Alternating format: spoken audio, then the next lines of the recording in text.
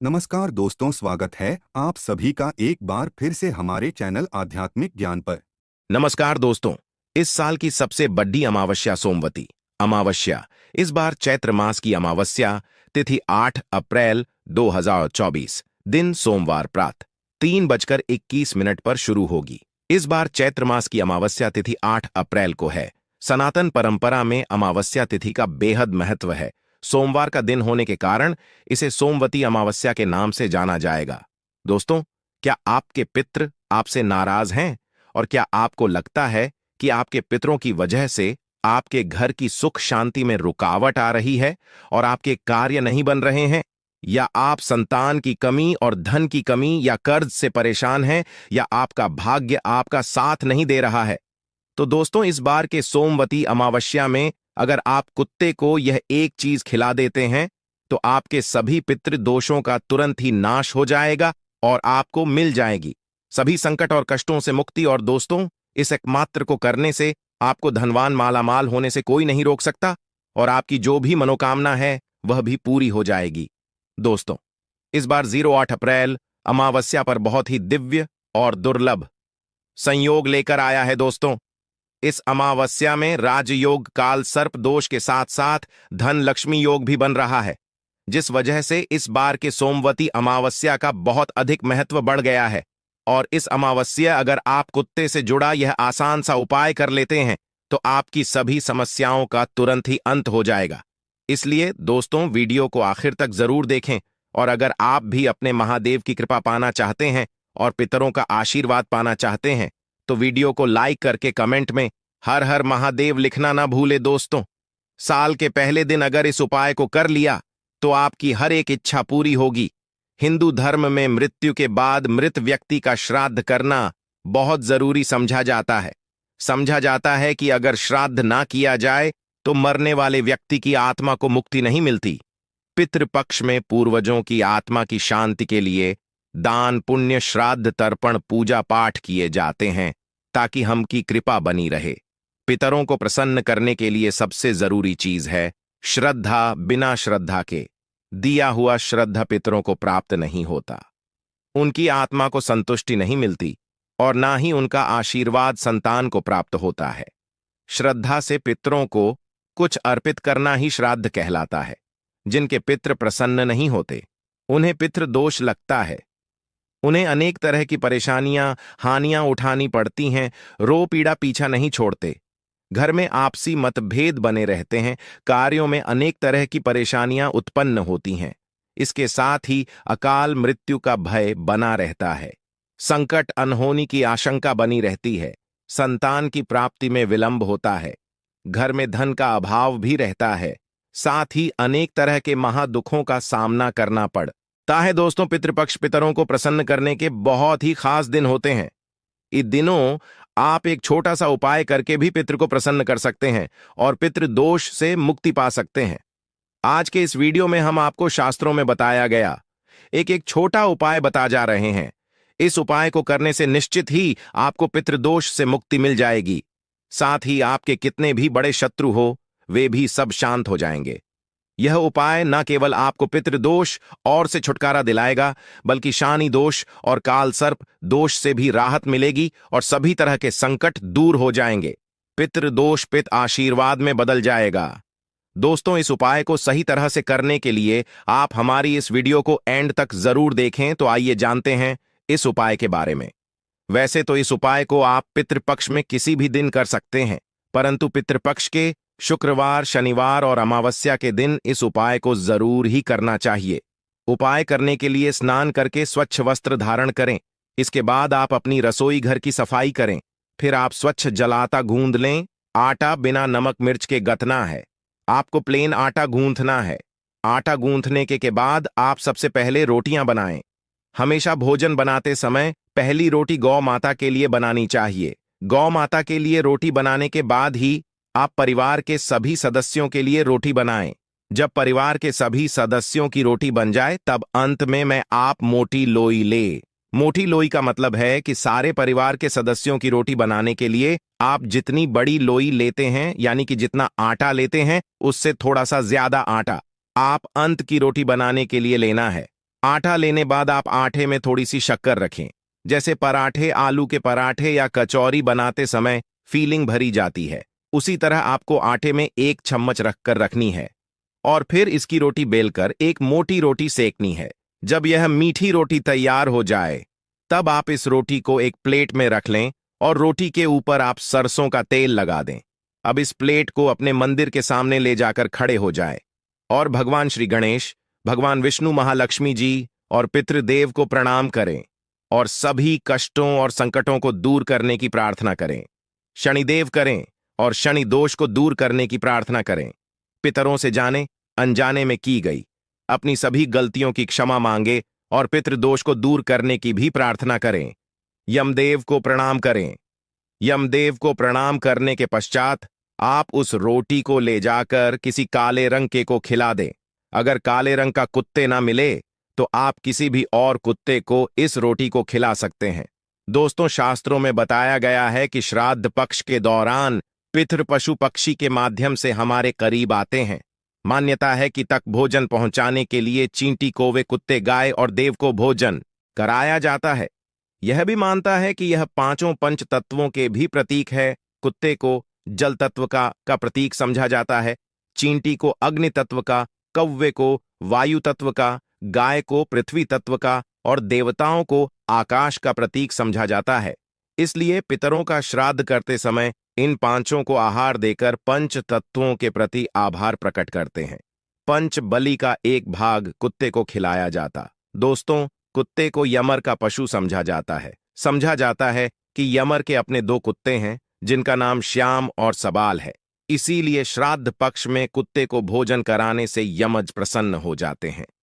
शिवा बताया गया है कि श्राद्ध पक्ष के दौरान कुत्ते को भोजन देते हुए कहना चाहिए कि यमराज के मार्ग का अनुसरण करने वाले शम और सबाल नाम के 2 कुत्ते हैं। मैं उनके लिए यह भोजन का भाग देता हूं। वे इस बलि को ग्रहण करें। इसे कुकुर बलि भी कहा जाता है।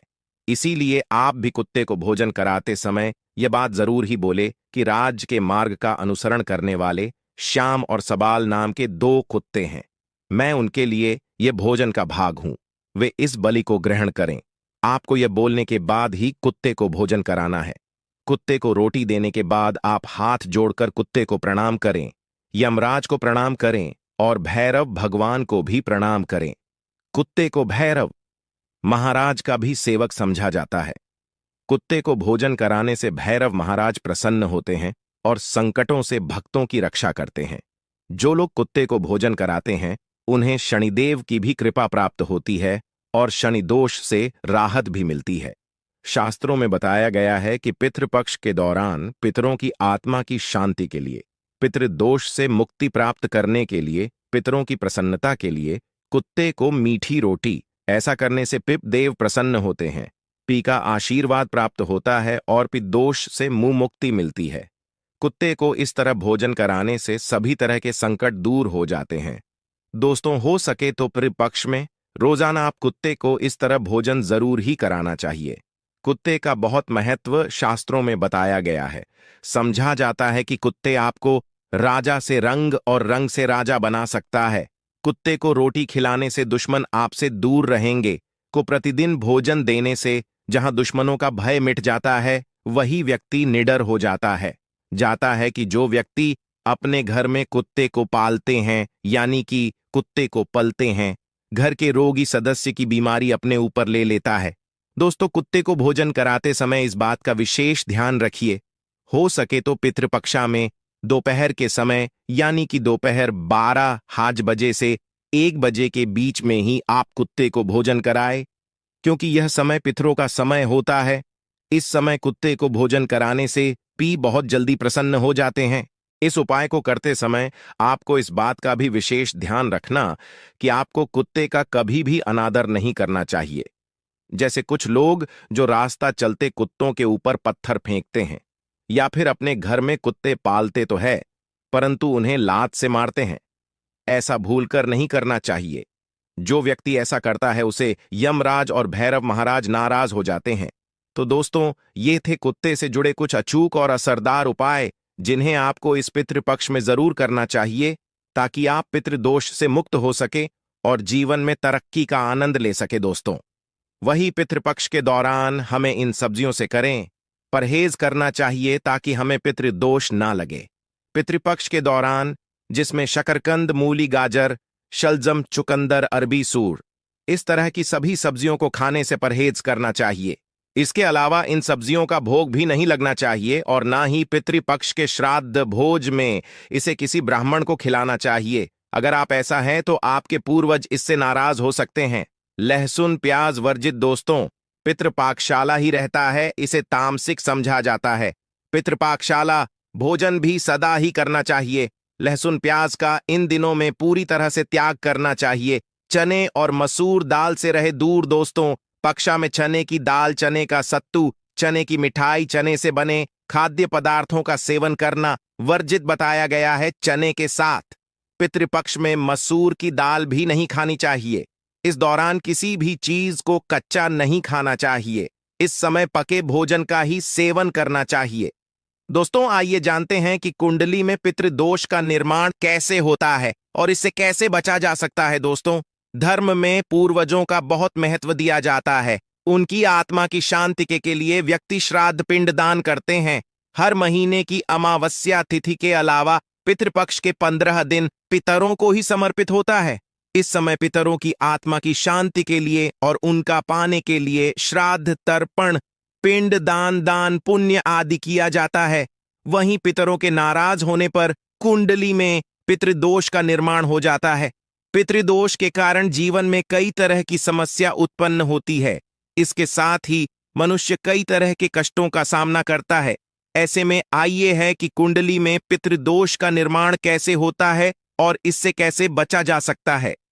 ज्योतिष शास्त्र के अनुसार जब हमारे की आत्माएं तृप्त नहीं होती, 84 लाख योनियों में भटकते रहते हैं, तो यह आत्माएं पृथ्वी लोक में रहने वाले अपने वंश के लोगों को कष्ट देती है।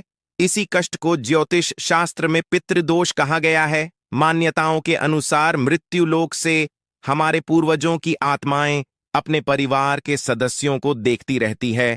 जो लोग अपने पूर्वजों का अनादर, उनके बताए गए रास्ता पर नहीं चलते हैं या उन्हें कष्ट पहुंचाते हैं, जिसका इससे दुखी दिवंगत आत्माएं उन्हें श्राप देती हैं।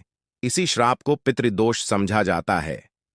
ज्योतिष शास्त्र के अनुसार जब किसी व्यक्ति की कुंडली के लग्न भाव और 5वें भाव में सूर्य, मंगल और शनि विराजमान होते हैं तो पितृदोष का निर्माण हो जाता है।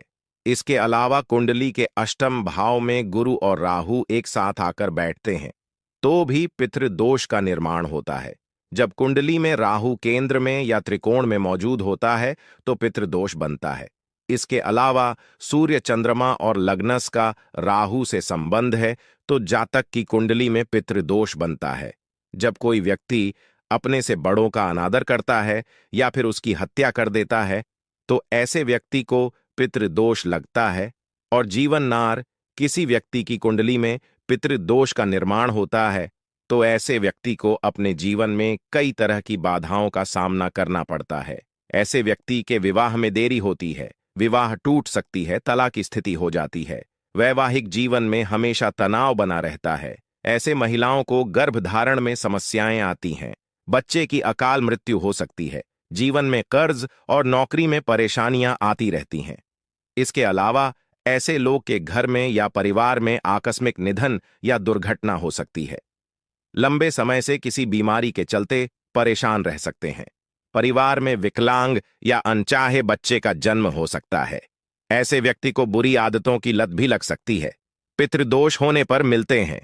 यह संकेत अगर किसी जातक की कुंडली में पितृदोष हो तो उसे अपने जीवन में कई तरह के कष्ट झेलने पड़ते हैं। पितृदोष के शादी में भी बाधा आती है। ऐसे में विवाह में देरी होने लगती है, समय से शादी नहीं हो पाती है। पितृदोष के कारण वंश वृद्धि रुक जाती है। ऐसे में संतान प्राप्ति में बाधा आ जाती है। इसके साथ ही संतान के करियर से संबंधित भी सम उत्पन्न हो जाती है। अगर किसी जातक की कुंडली में पितृदोष होता है तो वह कई की बीमारियों से ग्रसित हो जाते हैं। समय समय पर उनका सेहत बिगड़ने लगता है। धीरे धीरे वह मानसिक तनाव में आना शुरू हो जाते हैं। पितृदोष से मुक्ति के लिए करें उपाय। पितृदोष धन हानि और परिवार की तरक्की में रुकावट का कारण बनता है। कई कोशिशों के बाद भी व्यक्ति को सफलता नहीं मिल पाती है। पितरों के नाराज होने से व्यक्ति कंगाली की ओर चला जाता है। इसके साथ ही परिवार को आर्थिक तंगी का भी सामना करना पड़ता है। पितृदोष पारिवारिक कलह बनने लगते हैं, घर में झगड़े होते हैं। अगर बार बार बिना कारण के घर में झगड़े हो रहे हो तो यह पितरों की नाराजगी का संकेत समझा जा सकता है। पितृदोष होने के कारण परिवार के सदस्यों के बीच तनाव की स्थिति बन जाते हैं। इसके साथ कोई ना कोई सदस्य हमेशा बीमार रहता है, किसी बड़ी बीमारी से ग्रस्त रहता। पितृदोष होने से जातक के रोजगार में बाधा आती है, उन्हें मन मुताबिक इससे घर में नकारात्मक ऊर्जा वास करती है और जो भी कार्य आपके बनने वाले होंगे वे कार्य भी आपके बिल्कुल भी नहीं बनेंगे। इससे आपके घर में हमेशा दर्द बढ़ता का वास रहेगा और आप जिस भी कार्य को करेंगे उस कार्य में आपको हमेशा असफलता ही हाथ लगेंगी। इसलिए कोशिश करें गाय माता को रोजाना ताजी रोटी बनाकर खिलाएं और रोटी को बिल्कुल ना रखें। बासी रोटी गाय माता को ना दें और साथ ही साथ सड़ी गली चीजें गाय माता को नहीं खिलानी चाहिए कि घर में कोई फल है, कोई सब्जी है, सो जाए। वो लोग क्या करती है, गाय माता को खिला देती है। नहीं, ऐसा नहीं करना चाहिए।